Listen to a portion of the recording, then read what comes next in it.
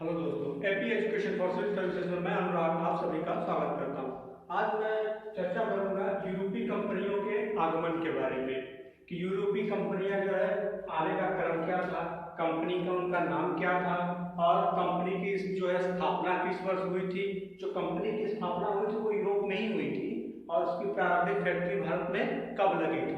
तो आइए देखते हैं। देखिए, आने का क्रम सबसे पहले पुर्तगाल आया था। सबसे पहले पुर्तगाल आया था। उसकी कंपनी का नाम था एस्टाडो द इंडिया। एस्टाडो द इंडिया, ठीक है। एस्टाडो द इंडिया कंपनी की स्थापना यूरोप में हुई थी, पुर्तगाल में 1498 में। और इनकी पहली फैक्ट्री भारत में कोची 1503 में, कुन्नूर 1505 में और 1510 में गोवा, ठीक है। 1510 में गोवा को 1510 में बीजापुर के शासक यूसुफ आदिल शाह से जीता गया था। तो उसके बाद इसको अपनी इन्होंने यहाँ पे फैक्ट्री लगाई, ठीक है। और उसके बाद दूसरा था डच। दूसरे आए डच, ठीक है। इनकी कंपनी का नाम था वेरिंगे ओस्ट इंडिसे कंपनी। वेरिंगे ओस्ट इंडिसे कंपनी, ये डच का नाम है, यहाँ का नहीं है, इसलिए कंफ्यूज मत होइएगा। इनकी जो कंपनी का स्थापना था 1602 ईस्वी में हुआ था, ठीक है। और भारत में इन्होंने पहली फैक्ट्री लगाई मसूलीपट्टनम में 1605 में, ठीक है। दूसरी पोत्तोपोली में, पहली मसूलीपट्टनम में, दूसरी पोत्तोपोली में, ठीक है। और तीसरा थे ब्रिटिश, ठीक है। तीसरे नंबर पे थे ब्रिटिश। इनकी कंपनी का नाम था governor company of merchant of London trading to East Indies. Governor company of merchant of London trading to East Indies, ठीक है। ब्रिटिशर्स की कंपनी का स्थापना 1600 में हुआ था, ठीक है।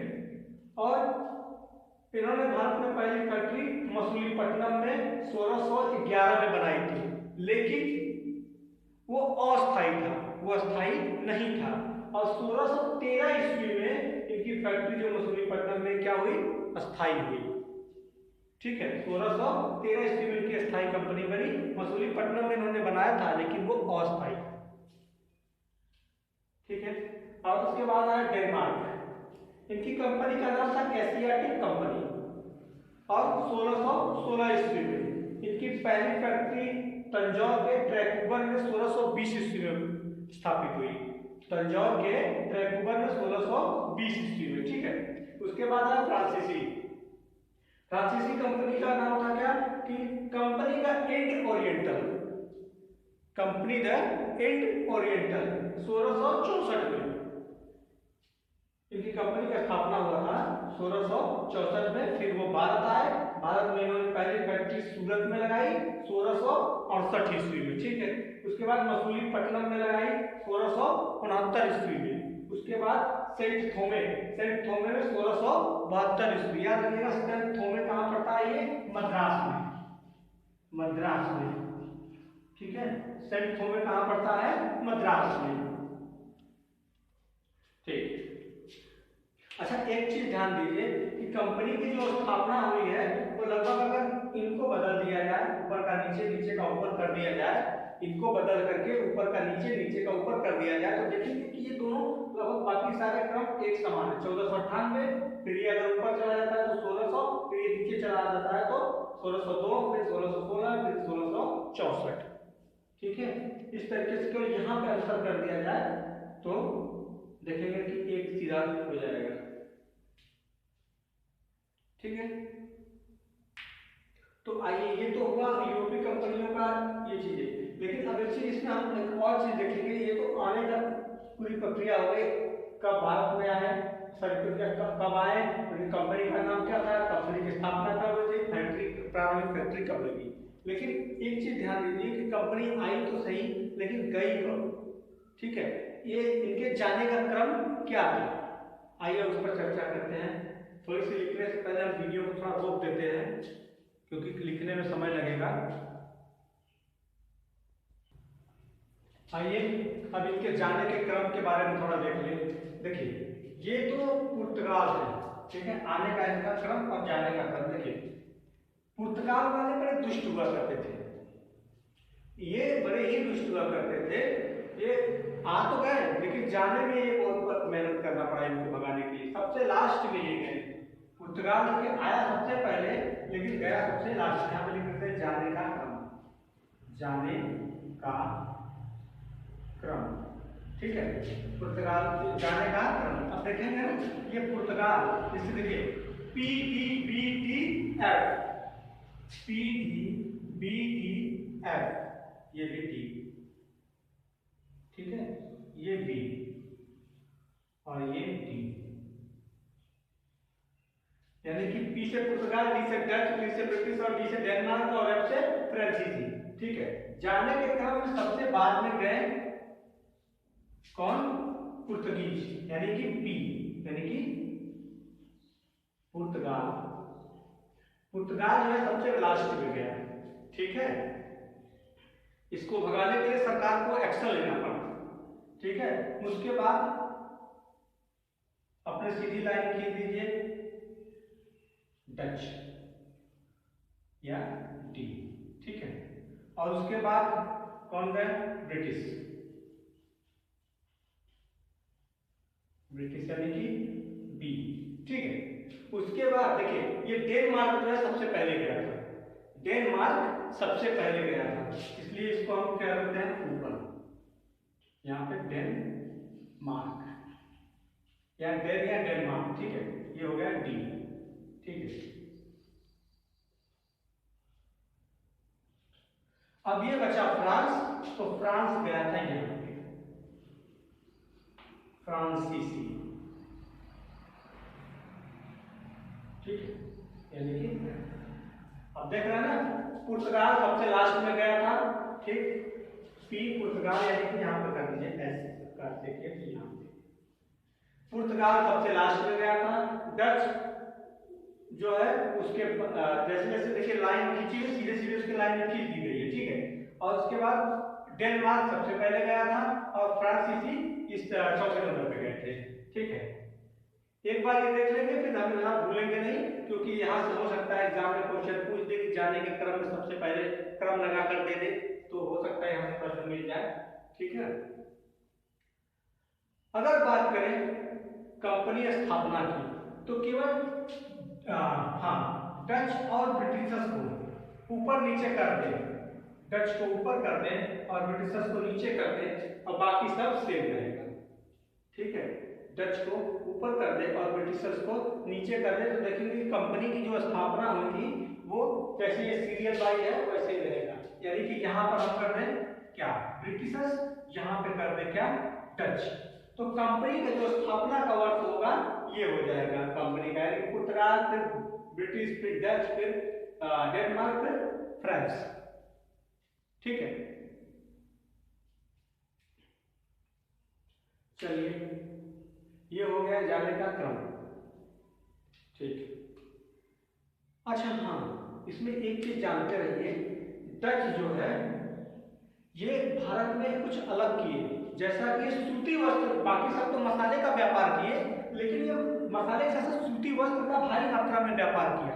और यूं कह लीजिए कि सूती वस्त्र के निर्यात में, सूती वस्त्र के निर्यात में डच ने भारतीय सूती को, जो सूती वस्त्र जो भारतीय था, सूत जो था, उसको काफी बढ़ावा दिया, विदेशों तक निर्यात करने में काफी महत्व दिया, काफी बढ़ावा दिया। और इन्होंने भारत के सूती वस्त्र पर कभी भी कर नहीं लगाया। जो भारत का सूती वस्त्र जो विदेशों में जाता था, जेल में जाता, डच जो लेके जाते थे, उस पर कभी भी कर नहीं लगाया और इन्होंने भारतीय सूती वस्त्र को बढ़ावा दिया काफी अच्छे पैमाने पर।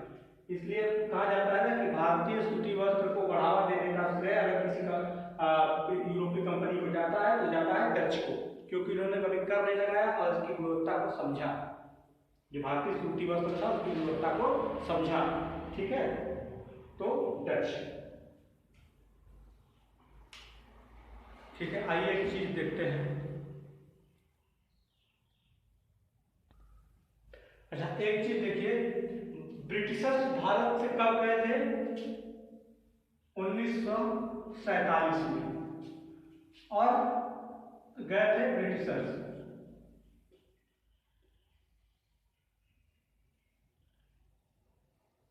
हाँ ब्रिटिशर्स, ठीक, ब्रिटिशर्स, ठीक है।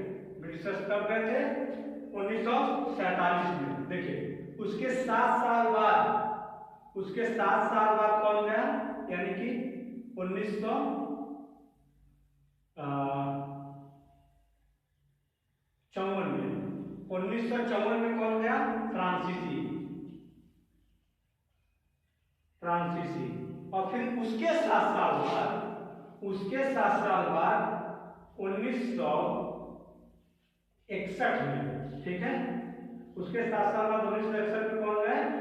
पुर्तगाली। बाकायदा सरकार को एक्शन लेना पड़ा, आज तुम भाग जाओ ना, तुम्हारे खिलाफ कार्रवाई होगी, तब ये देश से निकल गए, ठीक है। देखिए 1947 के बाद 7 साल बाद 1947 में ब्रिटिशर्स गए, फिर उसके 7 साल बाद 1954 में फ्रांसीसी गए, फिर उसके 7 साल बाद 1961 में पुर्तगाली गए, ठीक है। तो ऐसे इस चीज को याद रखेंगे तो याद रहेगा।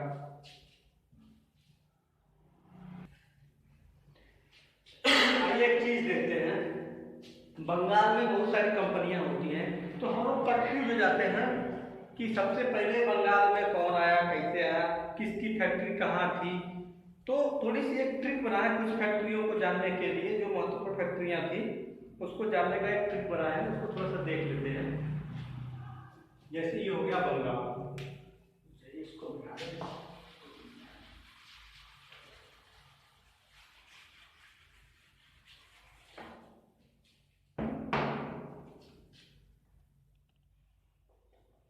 ये हो गया बंगाल, ठीक है। बंगाल में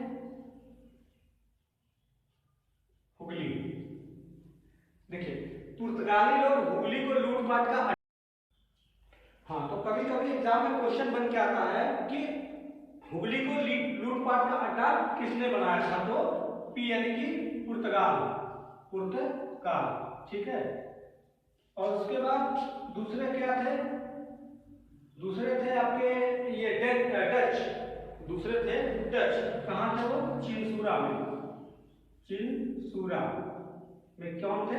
डच, यानी कि डी, ठीक है। और तीसरे कौन थे? सीरमपुर, या इसी को कहते हैं श्री रामपुर। ये कौन थे? डेनिस, यहाँ पर डेनिस, ठीक है, यहाँ पर कौन थे? डेनिस। फिर उसके बाद ये बोला है वहां से, जो कि इसे क्या कहते हैं?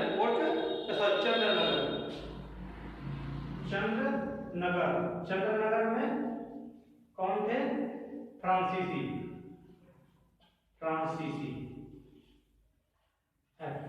ठीक है, चंद्रनगर में फ्रांसीसी। और उसके बाद आया कौन सा? फोर्ट विलियम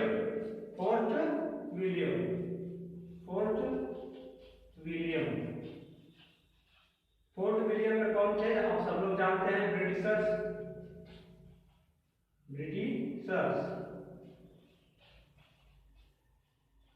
ये लोग अपनी कंपनी इस तरीके से बनाए थे यहाँ पे। तो हुगली में पुर्तगाली इसे लूटपाट का अड्डा बना लिया था।